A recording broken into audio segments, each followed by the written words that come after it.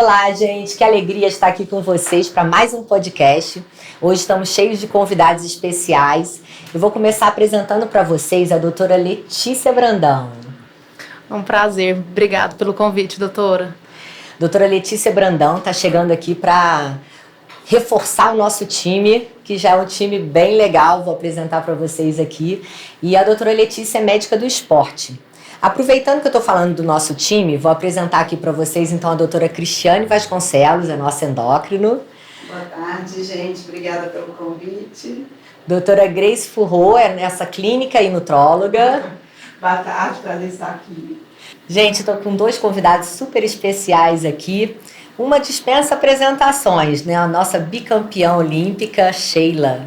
É um prazer estar aqui. Obrigada pelo convite, Paula e todo mundo. E agora estamos aqui também com o Luiz Eduardo, é um super atleta também, é um atleta aqui, um atleta profissional e ali um atleta amador competitivo, tá? Então o Luiz é ciclista, um prazer, tá, Luiz, você viu? Obrigado pelo convite, Paulo, obrigado pela estar aqui, poder falar um pouquinho com vocês, né? E estamos às ordens aí. Isso aí. Então, gente, o nosso bate-papo hoje aqui vai ser sobre esporte, vai ser falando sobre performance. A gente vai falar um pouquinho também sobre quais são os problemas e as dificuldades que a gente enfrenta com o envelhecimento, né? E eles vão contar um pouquinho pra gente aqui. A doutora Letícia vai começar fazendo a primeira pergunta. Sheila, eu tenho uma curiosidade, assim, sabendo aí do seu sucesso em 20 anos de carreira, né, no voleibol profissional de quadra, o que você acha que foram os fatores determinantes para ter tido tão poucas lesões? Eu estendo a pergunta também para o Luizão, para ele falar aí um pouco das lesões que ele teve ao longo aí da jornada no ciclismo. Primeiro que atleta de alta performance não é saúde, né? Depois vocês falam sobre isso também, vocês como médicos. Porque a dor é um sinal para parar, a gente não para com dor. Eu acho que desde muito nova que eu falo, desde 15 anos, assim, eu sempre cuidei muito de alimentação, de parte física. Eu lembro que eu comecei jogando no Mackenzie, o técnico do Mackenzie, minha avó ia sempre nos meus treinos, chamou minha avó e falou assim, já que a senhora tem condições financeiras, por que você não pega uma nutricionista e uma personal para Sheila? Porque no Mackenzie naquela época ainda não tinha musculação. Então, com 15 anos, eu fui minha primeira vez na nutricionista e tive um personal também durante 2 anos, dos 14 meses, 16 meses antes de ir para o Minas, no profissional. Então, eu acho que já comecei com uma base muito boa aí e já aprendi muito sobre alimentação. Comecei a aprender sobre alimentação muito nova. E isso me deu uma base, eu acho que para o resto da vida. Então, eu sempre fui uma atleta muito consciente de descanso, de sono. Eu sempre dormi demais. Todo mundo fala, como que você conseguia dormir? Gente, eu dormia. Falar época de seleção, que a gente tem um padrão mais de treinos, assim, de horários, época de treinamento. A gente treinava todos os dias de 9 ao meio-dia, de manhã assim, e de tarde ia de 5 a umas 7h30, 8. Eu dormia de 10 a umas 7, depois dormia mais umas 2h30 à tarde. Beleza. E sempre suplementei, sempre tive esse acompanhamento de nutricionista, de médicos, então acho que isso fez eu ter longevidade e muito pouco lesão, assim, lesões sérias, né? Dores, eu joguei a vida inteira, mas lesões sérias. E você, Luiz? Bom, para mim eu sempre fui entusiasta com esporte, sempre gostei, talvez pela influência que eu tive da minha mãe, né, meu pai também, tipo, às vezes eu ia correr com ele, aí tipo, chegava na escola tipo 7 horas da manhã e eu estava meio suado e os meninos não entendiam um pouco, porque tipo, eu estava com 10, 12 anos, chegava suado e ficava até meio envergonhado de falar, não, eu estava correndo, né, porque naquela época, né, em 80 e pouco, correr não era uma coisa comum, né? Algumas vezes eu alongando na rua, o povo passava falando o que você está fazendo, né? Coisa meio de lunático. E eu lembro que a gente participava um pouco de algumas corridas, né? Principalmente quando a minha mãe me levava no Ibirapuera, isso tinha uma turma que saía às 6 da manhã para treinar no Ibirapuera, isso 80 e pouco, assim. Então era uma coisa muito restrita ainda, né? O esporte, a corrida, né? Aí aquilo lá foi me conduzindo a um tipo de alimentação, um tipo de cuidado, né? Eu nunca fui um atleta profissional, mas eu sempre tive vontade, né? E determinação e muitas vezes consistência para fazer os treinamentos e tal. Não no nível, porque eu estudava, trabalhava, né? Então eu nunca fui Dedicado dediquei, 100%, né? 100%, né? E também, talvez porque não tivesse habilidade suficiente para isso, né? Mas eu acabava dividindo bastante meu tempo, assim, comecei na corrida, fiz uma época no triatlon, né? E ultimamente eu realmente me foquei mais no ciclismo por causa de tempo também, né? O triatlon é como a Sheila falou, a gente precisa de tempo, né? Principalmente para descansar, né? Você treina 30 horas por semana, 28 horas, 30, mas tudo bem, você treinar 30 horas, mas você tem que descansar, né? O descanso é fundamental. E nesse tempo todo, eu acho que eu encarei também a musculação, que me ajudou bastante a evitar algumas lesões. E ultimamente eu tenho focado mais ainda na questão de alongamento, que eu acho que essa divisão do alongamento com a musculação, ele acaba sendo até mais importante, pelo menos nos meus resultados. Não sei tecnicamente, né? Mas para mim, realmente, o alongamento ele tem ajudado bastante, né, em você ganhar performance e também evitar lesões, né? Então isso é uma coisa chata, né, às vezes de fazer, né, o alongamento, porque você não vê resultado, né? E ele é muito, né, tipo, se você deixa de fazer uma semana, parece que voltou tudo, né? Então a musculação ainda você ganha um pouquinho e tal, né? Mas o alongamento é muito complicado, né? Eu acho que isso é uma coisa que é difícil, né? Porque a gente vê assim que o atleta ele quer exercitar aquilo que ele pratica, que ele gosta. Então, de certa forma, ele entende como uma perda de tempo, né? Mas eu dou conta de treinar mais, por que eu não posso treinar mais? Eu quero pedalar mais.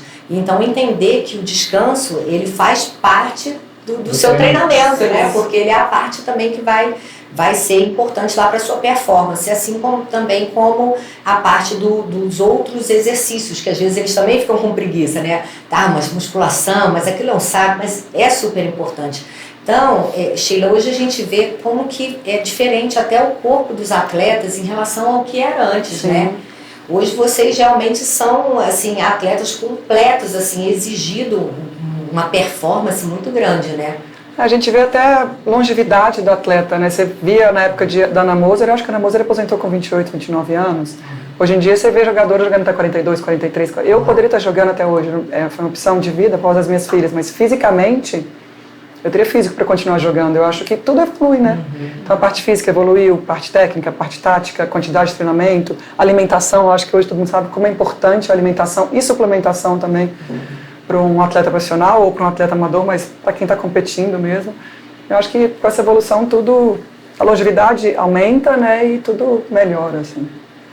Que eu acho que até uma coisa que é importante também, que a gente estava conversando ontem, como mudou a questão também da longevidade. A gente vai ser, em 2030 agora, o 5º país com mais número de idosos do mundo. Uau. Então, e como a população está toda envelhecendo em todos os países, né? Então, se fosse pensar assim, há um tempo atrás, 40 anos, a pessoa já era uma dona, né? Já era um senhor, 50 anos.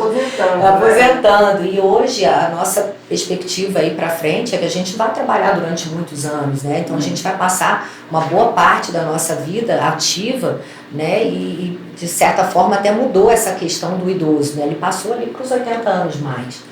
Então, é muito importante a gente ver o tanto que a gente hoje consegue viver mais, mas o quanto a gente ainda pode viver com mais saúde. Mais qualidade, né? Mais qualidade de vida. E aí entra essa medicina que a gente acha, né, que hoje em dia vê a medicina mais preventiva, uma medicina, né, onde a gente, de cuidados, né, para que a gente realmente apoie vocês e a nós também, né, nesse processo de envelhecimento, né. A questão dos médicos, né, apoiarem, daí crescendo muito essa questão, né? O exemplo é a clínica, né? De vocês, o crescimento que a gente vê as pessoas, apesar da gente ter tanto acesso, né, a coisas que não são tão saudáveis, né? Que hoje em dia realmente a vida às vezes não é tão saudável, o alimento que chega para nós realmente é que era lá atrás, né? Então hoje realmente a gente tem que, através da medicina e dos novos conhecimentos, das novas pesquisas, realmente buscar isso daí, porque a informação está aí, né? E basta a gente também dedicar também a ter um modo de vida um pouco mais saudável, porque a idade vai chegando, né? A gente, né, temos nosso, né, uma coisa, quando você tem 50, hoje eu estou com 52, quando você tem 20 é outra coisa, mas isso, quando eu pego alguns números, né, da bike, por exemplo, tem algumas, às vezes eu consigo hoje gerar alguns números melhores do que eu gerava há 5 anos atrás, né? Então, acho que é porque, talvez, eu tenho aquela questão da consistência, né? Que é difícil, né? Às vezes você não tem o dom, às vezes, mas você ser consistente naquilo que você faz, independente seja no esporte, né? Ou no trabalho, ou em casa também, né? Cuidando dos filhos, você ter essa consistência, realmente não é fácil. É um dom que a gente tem ali que realmente faz com que você vai superando, né? Dia a dia. Né, e aquela rotina e tal, imagino no nível que você teve no esporte, né, realmente esses 20 anos, né, e realmente é uma rotina, como você lidar com dor, né, você às vezes você não tem tempo para ter dor, né, então você tem que passar aquilo, esquecer dela e lidar com ela e você é minha melhor amiga, né, e na bike também vê isso, você vai aprendendo a lidar com ela, né, e realmente ela vai estar do teu lado. Você não pode ter medo, às vezes, dela, né? Mas tem que saber que ela vai estar próxima ali e você vai estar conversando com ela. Vamos um pouquinho. Sabendo os limites também. Mas aí, para isso você está aqui, Paulo. Né? Aí depois você vem, né? Conserta aí para começar. E às vezes quem está de fora e olha um atleta, uma pessoa que gosta do esporte, se alimentando, fala, nossa, que loucura, tá abrindo mão de tanta coisa. Mas eu acho que você incorpora um estilo de vida que aquilo começa a fazer diferença em vários aspectos, né? E aí a hora que você melhora a sua performance baseado nessa melhora de estilo de vida, isso é maravilhoso. Eu, enquanto eu era atleta, eu ainda comia açúcar, né? Vamos falar doce, assim. Lógico que épocas mais importantes, campeonatos mais importantes, eu cortava, assim. Mas eu comia. Hoje já tem, acho que quase 2 anos, nem sei mais que eu cortei açúcar, eu não como nada que tem açúcar, assim. Lógico que eu tô, sei lá, um japonês, tem um sushi que veio com uma geleinha, deve ter açúcar nessa geleinha, né? Aí você mas é diferente pegar um doce, né? Eu não pego doce, eu não pego um bolo, olha, eu olhei o bolo ali, tem um bolo ali, não vou comer. E as filhas me perguntam, mãe, por que você não come açúcar? Eu falo, por causa da saúde. Porque a mãe quer viver muitos anos. Aí elas comem, mas elas falam, mamãe, só um pouquinho, né, que você não faz mal. Eu falo, só um pouquinho. É interessante, né, a gente ver o exemplo, vir de casa, né? Eu liguei ontem para a esposa do Luiz, para atrás dele, ele estava pedalando, é lógico, e ele estava com um ilustre companheiro, que é o Davi. O Davi tem 10 anos, né?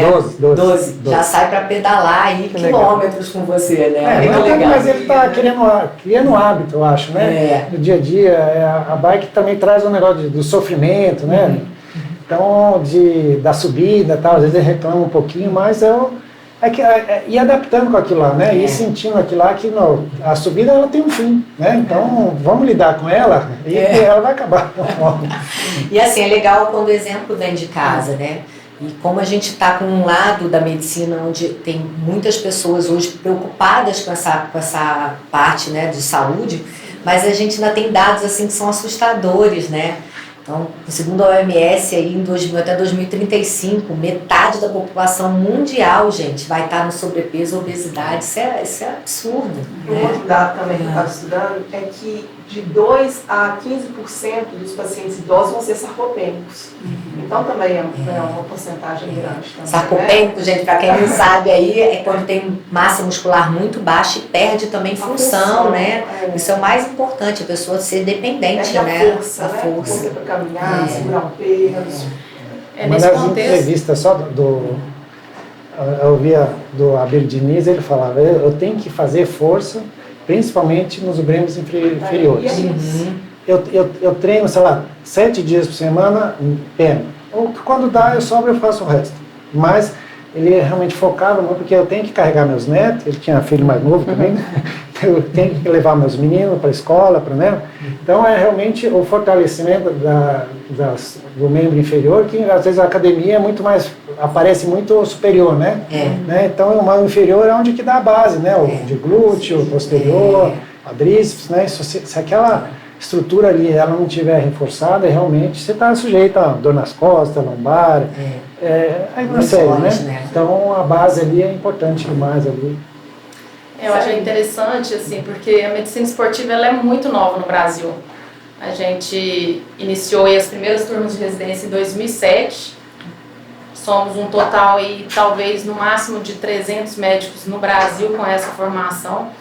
E eu acredito que ela veio para auxiliar na medicina preventiva mesmo, pensando em pegar o paciente em qualquer faixa etária que pode ser atendido por nós, né, pelos outros especialistas, para tentar entender aí esse contexto de saúde do paciente que chega para a gente tem um objetivo. Às vezes não é ser campeão olímpico ou competir, né, no esporte amador, mas quer ter qualidade de vida, ter menos doenças crônicas no futuro. Então a medicina esportiva ela vem aí para fazer uma avaliação clínica minuciosa, né, uma avaliação osteomuscular detalhada, para a gente dar para o paciente uma proposta aí de tratamento, intervenção com exercício, né, visando frequência, intensidade, tipo, tempo adequado e individualizado para aquele paciente. Eu acho que às vezes ali, até no exame mesmo, você já faz o diagnóstico de alguma limitação e já prescreve um exercício para melhoria daquilo ali, já orienta também, né? Sim, isso é importante, doutora, porque acontecem as lesões, né? E às vezes o exercício ele pode afastar, dependendo do tipo que você faz, né? Com uma angulação que não é favorável para o seu corpo ou para o seu esporte, você pode machucar e ficar mais tempo afastado. E ali na consulta clínica, né, a gente faz o exame físico completo, pede exames de imagem se necessário e vai, com certeza, eu acho que dá mais segurança para esse paciente estar o maior tempo possível com constância, né, fazendo um exercício com constância sem ter que se afastar, porque o afastamento ele não é só ruim para quem é do alto rendimento e está querendo competir, mas para termos de saúde mesmo, a gente perde, né? A gente perde VO2, a gente perde força a cada 2 semanas, 3 semanas sem treinar. Não, isso pra gente vê impressionante, né? Quantos pacientes às vezes iniciam ali, tá um processo de emagrecimento, aí começa na academia, super empolgado, e dali a um mês está machucado, aí fica 2 meses parado e diz, ai meu Deus do céu.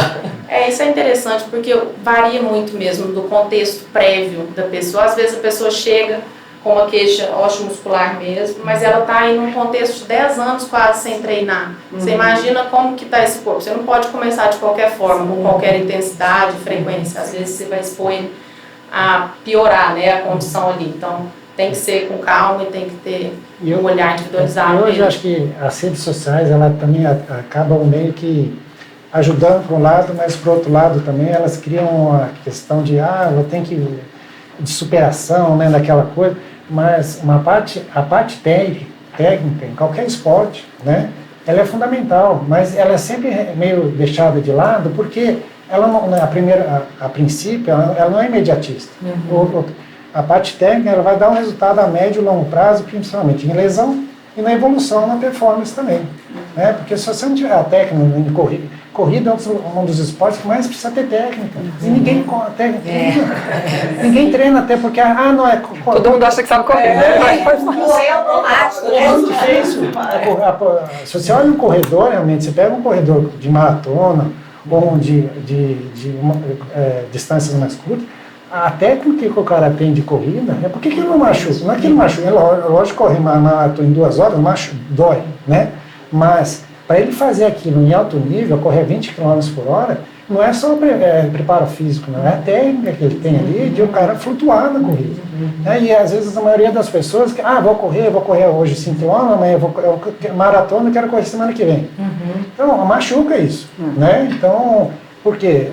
Você vai tendo uma base, mas não tem uma base, talvez tenha um cardio, né, que te ajude, mas a questão da dinâmica da corrida, né? E nos outros esportes também. Né? A técnica é importante em tudo, né? A gente fala assim, já fazer musculação. É Quantas difícil, vezes a gente vê pessoas fazendo tudo errado? Eu falo, Dá até vontade de falar. imagina, eu faço isso desde os 15 anos. Quando eu vejo, eu falo, meu O Deus, aí eu personal está do lado. É. E às vezes tem um personal que está do lado. E Né? nem corrige. Realmente é complicado. Tem um outro lado, assim, porque os dados de sedentarismo, ele é muito alto, sabe, Luizão? Então, assim, hoje, quando a gente conversa também entre médicos do exercício do esporte, antes ele fazer alguma atividade do que não fazer. Existe esse lado também, a gente não pode esquecer disso. Mas tendo a possibilidade de ter um acompanhamento, né, Isso ajuda demais. ajuda demais. Hoje se falou aí da corrida mesmo, a gente já tem artigos, estudos, falando sobre economia de energia na corrida. Olha que bacana.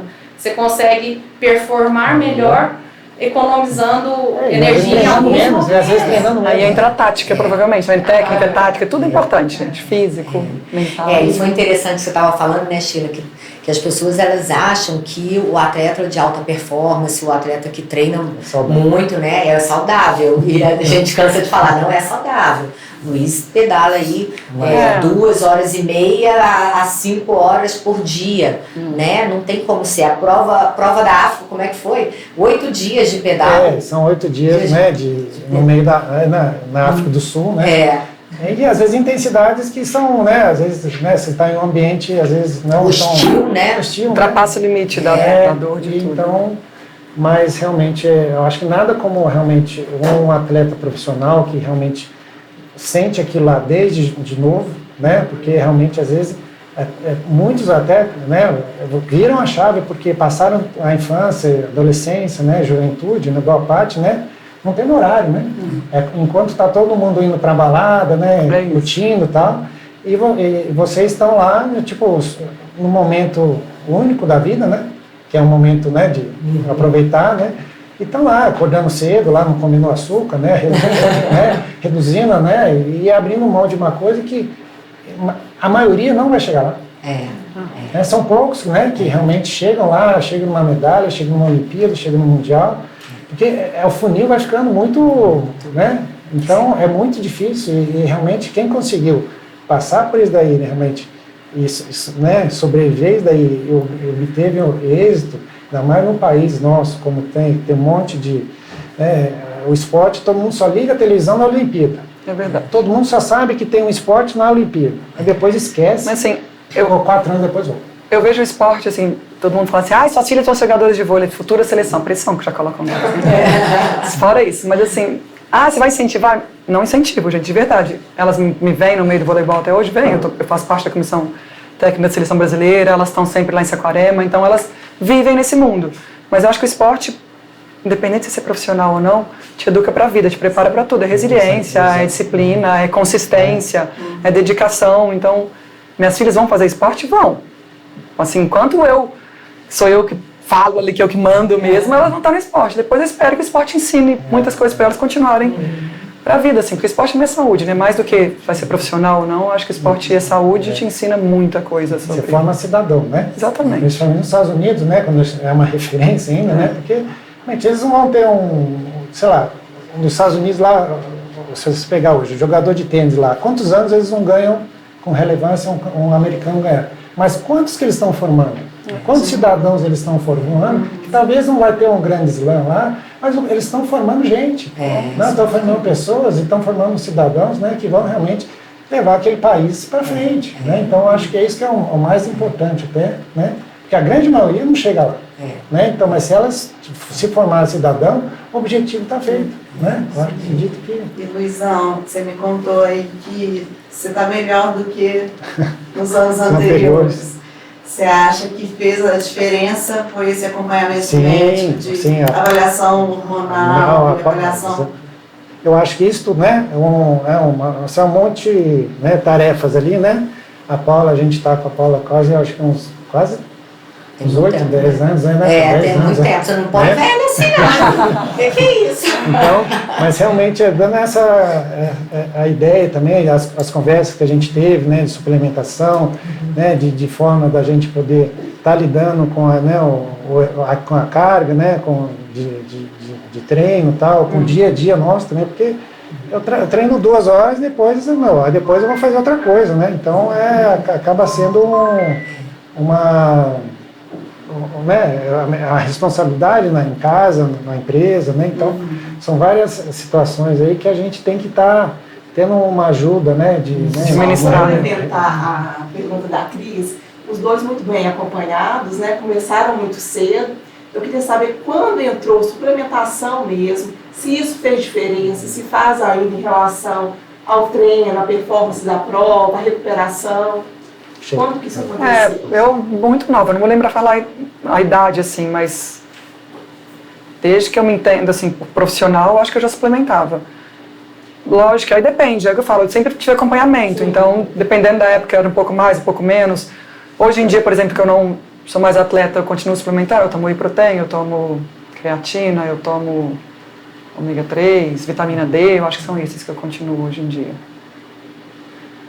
Mas assim, a vida inteira, eu acho que a vida inteira de profissional. Interessante, Sheila, eu estava vendo um artigo que estava mostrando que 35% das atletas femininas têm deficiência de ferro e 11% nos homens. E isso é performance, gente. Como é que você tem um paciente, o maior carreador ali de oxigênio está comprometido, você não tem ferro? Então, está comprometendo a sua saúde. Então, é interessante da gente ver como que a gente pega no consultório, né? Vários pacientes assim que estão, eu quero correr maratona. E você vê que não tem meio básico, uma vitamina D baixíssima, que a gente sabe que é super importante aí na regeneração muscular, né, na recuperação, na imunidade, que geralmente dá uma queda quando a gente começa a treinar com mais intensidade. Então é interessante entender que existe uma ciência mesmo, existe estudo para isso, né? Então que realmente a gente procurar uma ajuda e não ser também aquela coisa do meu amigo toma, o outro toma, isso aqui eu fui na loja, isso é saudável, toma. E a gente fala, não, peraí, você tá tomando um tanto de... tá uma bagunça isso aqui. Toma o que não precisa, toma mais. O que não precisa, né, gastando dinheiro com o que não precisa, o que precisa você não está suplementando. Então, acho que realmente ter um médico, né, para poder seguir, fazer os exames todos e saber também limitar, porque tem vários pacientes, às vezes, que eu falo, não está na hora, você não vai fazer uma maratona agora, você não está preparado para isso. Né? E a suplementação, né, vocês podem falar melhor, mas eu acho que não é só para atletas, né, ou profissionais ou amadores, mas eu acho que a suplementação é para todo vida, mundo. né? Lógico que você tem que fazer exames que precisa, mas é para a vida, exatamente, é para longevidade, qualidade de vida. Assim. E Sheila, você declarou aí que você está nos 40, você achou que mudou o corpo? Não. O que você está? Engraçado, as pessoas me perguntam, não, eu não acho que mudou, inclusive até jogando voleibol, assim, jogava até pouco tempo atrás, eu não sei se é porque eu sempre fui muito certa com tudo isso, assim, então eu não vejo muita diferença hoje em dia, não. Porque eu acho que não mudou tanto, assim. Mas talvez porque a vida que teve, né, muito regrada, né? Tem que lembrar que ela é uma exceção da população. Eles são uma porcentagem muito baixa, né, se a gente for... Eles provavelmente não, assim, eu não, entendeu? Das alterações. Eu nunca fui, assim, eu sei que tem muitas jogadoras que são, lógico, gente que é atleta, né, fala, além de não ser esporte, não ser saudável, tem muitos atletas que também não cuidam da alimentação, que não cuidam do sono, não são todos que cuidam, tá? Eu já comecei com vários, falo assim, nossa, quando eu tinha meus 20 anos eu consegui ir pra balada direto pro treino, agora que eu tô com meus 33 não consigo de jeito nenhum. Mas como eu nunca fiz isso, eu não sei qual que é a diferença dos 20 para os 40. E a gente nota assim, nós pobres mortais, que a gente perde reflexo, a gente perde capacidade de reação, a gente começa a perder massa muscular, né? Então o acompanhamento ele vai ajudar também a manter uma vida de atividade física, mesmo que não seja de alta performance, mas igual a gente conversou, a questão da sarcopenia, eu brinco sempre com as minhas pacientes. Eu quero que você ganhe massa muscular, não é para você ficar bonitinha, é para você conseguir ter uma autonomia, você conseguir tomar um banho sozinha, levantar da cadeira sozinho, quando for idoso. O difícil é as pessoas entenderem isso, né? Que na verdade a gente está fazendo um plano, um planejamento. Eu brinco com elas assim: do mesmo jeito que a gente poupa dinheiro para o futuro, a gente tem que cuidar da saúde para o futuro. Porque se você não fizer hoje a sua poupança muscular, não vai ser com 65 anos que você vai conseguir ter um incremento significativo de massa muscular. Até a memória. Eu estava lendo. Exatamente. Estava lendo um livro que faz até uma crítica à medicina atual. Ele fala assim que a medicina atual te da longevidade sem qualidade, porque ele vai remediar, não previne, né? Aí fala, a medicina que está vindo hoje em dia, essa medicina de prevenir, que a prevenção começa com 30, 40 anos, às vezes até 20, ele fala, e para não chegar aos 60 e ter que remediar, aí você vai, vai viver mais, talvez 10, 15, 20 anos. Vou falar da minha avó. Minha avó com 2012, uns 81 anos, assim, mais ou menos, teve um câncer, viveu mais 10, 12 anos quase.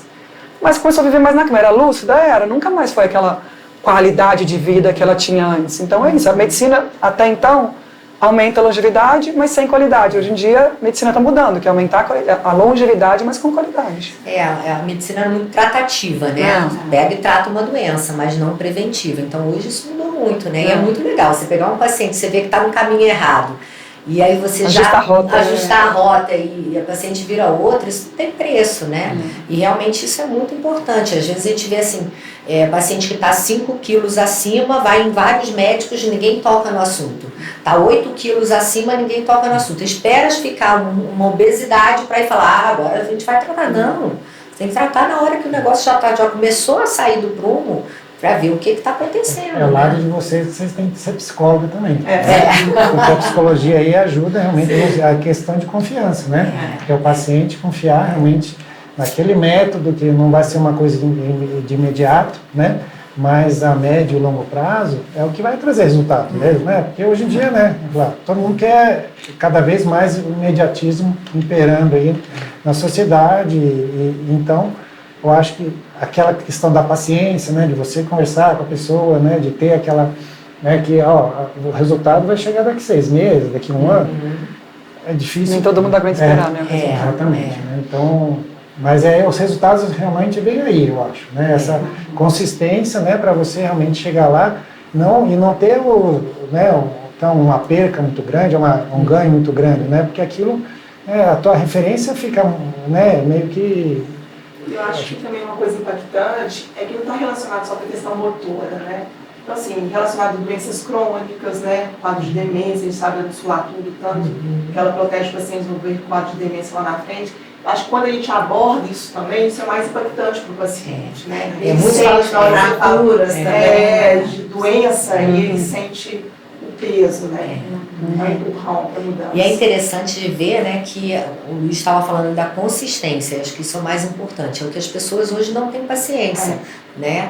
Então entender, chega lá às vezes, por exemplo, doutora Gogibero, lembra da época do Gogibero? O Gogibero tratava de tudo, a impotência sexual até crescimento de cabelo. Aí depois veio óleo de coco. Então cada hora eles querem eleger alguma coisa salvadora. Não existe, gente. A consistência é acordar e fazer o exercício. Uma salvadora e um vilão, né? E um vilão, né? Não pode isso, não pode ovo, não pode café. Ovo pode, depois não pode. Não pode.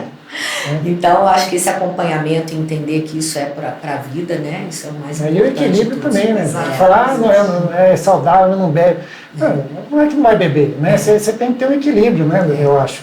Mas é difícil, porque às vezes cada um tem uma referência sobre equilíbrio, né? Eu falo muito isso porque como eu compartilho quando eu como açúcar nas minhas redes sociais, muitas vezes assim, nossa, eu tentei ficar sem comer açúcar, fiquei 1 mês, não consegui, voltei a comer. Eu falei, gente, não tem problema você comer. Só não exagera, melhor você comer um pouquinho, assim, do que ficar 1 mês sem comer e depois atacar, igual uma louca, um negócio, entendeu? Eu falei, eu compartilho porque... É interessante, alguns pacientes falam assim, doutora, eu bebo só social. Aí de repente você fala assim, mas então detalhe um pouquinho, qual que é o seu social? Detalhe, não, o meu social começa na quarta-feira, termina no domingo. Você fala uma coisa, Cris? Não, acho que é isso mesmo. Gente, foi um prazer esse bate-papo, né? Queria agradecer muito a presença de vocês, tá? Foi ótimo, acho que falar para o público geral, né? Como que são as dificuldades, como que essa dedicação que vocês têm que ter, né? E da necessidade também de ter, assim, ao lado de vocês, profissionais, né? Que estejam ali ajudando, o fisioterapeuta, o personal, o médico, o nutricionista, quer dizer, é muito legal e a gente fica muito... feliz, assim, de ver no final o resultado, né, de como vocês conseguem desempenhar bem e estarem bem aí na área que vocês gostam, né? Sheila ainda estava jogando agora, né, Sheila? Parece fui para a Coreia de fazer um jogo das estrelas. Acho demais, parabéns. Muito legal. Mas eu acho que é isso, eu acho que a importância de você ter um médico que você confie, porque assim, nós somos leigos nessa área, né? Vocês que não são. Eu começo a ler livro, eu lembro que quando eu estava lendo esse livro da medicina, eu até falava com a Letícia, tô ficando louca, que eu tô lendo tanta coisa, não sei se é verdade, se é mentira. Então tem alguém que você confia e que você siga. Não adianta você confiar e não fazer, ou cada hora buscar um tipo de medicina diferente, um tipo de nutricionista, nutrólogo diferente. É pegar um que você confia e seguir, que com certeza vai ter resultado. Eu acho que obrigado pelo convite, obrigado meninas, tá? Pela oportunidade aí, mas é falar que com o básico, às vezes a gente não precisa ter uma super estrutura, não, mas às vezes algumas coisas simples do nosso dia, uma rotina do dia a dia, quem não consegue, não consigo, não tem tempo, não precisa correr todo dia, correr 3 vezes por semana, meia hora. Né? Isso já dá uma base já para ir aos poucos ir chegando, né, em 6 meses. Quando aquilo se torna um hábito, ele vai ficando, né, meio que... Negócio de escovar dente. Exatamente. Fácil, se você né? não correr, aí você vai... Então você já tem um hábito de correr 3 vezes por semana, meia hora. Tá bom, né? É porque depois, aos pouquinhos pode ir, ou talvez não pode, aquilo lá seja suficiente. É que para o sedentário, se der 20 minutos de exercício 3 vezes por semana, gente, Tá já é bom, um ganho. Você já melhora os teus níveis, né, de triglicérides, né, essas coisas. Isso aí, ó, você tá bem, hein, Luiz? Então, vai melhorando, né? E vai te dando também a tal da endorfina, ela é um negocinho que, tipo, vai acordando, né? Vai querer mais. Então, aí quando você não faz também, você fica realmente mais aquilo lá, talvez seja um hábito bom que você vai ter, que realmente vai, e você vai mostrar aquilo lá para os teus filhos, né, para os teus parentes, para a esposa, né, para o marido, para os pais, né? E mostrando que a pessoa vai se tornando, e principalmente você vai dormir melhor. Porque às vezes o pessoal quer um remedinho, dá um remedinho para dormir. Gente, começa um pouquinho de A pessoa toma um negócio de manhã para acordar e toma um remédio para dormir e fala, gente, isso é tudo errado. Você tem remédio para tudo. Então, se você conseguir fazer uma atividade, aquilo você vai chegar ao final do dia, realmente você vai querer dormir. Né? Não é que isso seja a solução para tudo, mas eu acho que muitas pessoas vão ter uma melhora de qualidade de sono, realmente com um pouquinho de atividade. Exercício ajuda, hoje é comprovado que ajuda até problemas mentais, né, de saúde mental. Assim. Ansiedade, depressão, né? Ansiedade é o mal da humanidade hoje, né? Quem não é ansioso, então você vê um exercício pode te ajudar muito, né? E aquele momento teu, às vezes, você precisa ter, né, com você, né? Aquela meia hora da corridinha lá que tá você e você, né? Talvez pensando no... Pra mim hoje é yoga. Então, yoga eu amo. Esse é muito bom, né? Muito bom. Momento da gente refletir, né? O mundo tá muito corrido, a gente precisa ter essas pausas, assim. Exatamente. São restauradores esses momentos. É isso, gente. Muito obrigada mais uma vez. Obrigada, meninas. Obrigada. Obrigada.